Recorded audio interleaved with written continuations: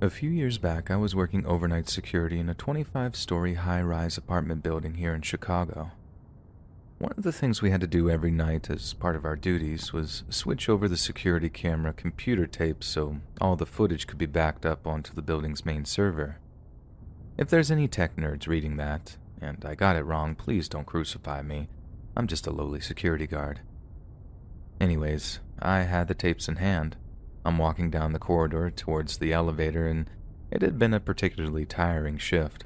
Or rather, the shift wasn't so bad. It was more I had stuff to do in the daytime, and so I couldn't get all the sleep that I normally would have been able to. Obviously, I'm totally exhausted, barely awake, hardly even able to keep my freaking eyes open. So when I got towards the elevator and saw that the doors were open, I thought to myself, like, well, that's lucky. Saves me from having to wait for the thing to come up like 10 darn floors.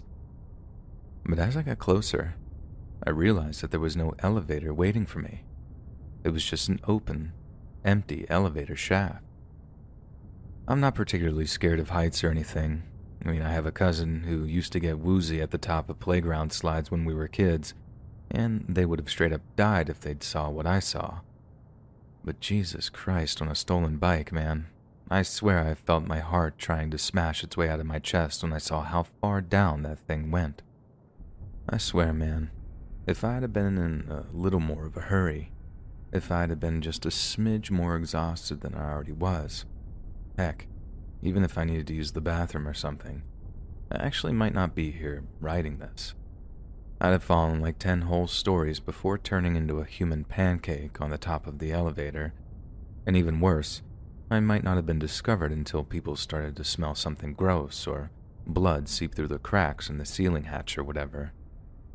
I know this kind of sounds like the scariest thing that ever happened on the job was something that didn't actually happen, but I suppose that just makes me lucky is all. And I know plenty of guys that definitely haven't been as lucky when it comes to life-threatening hazards.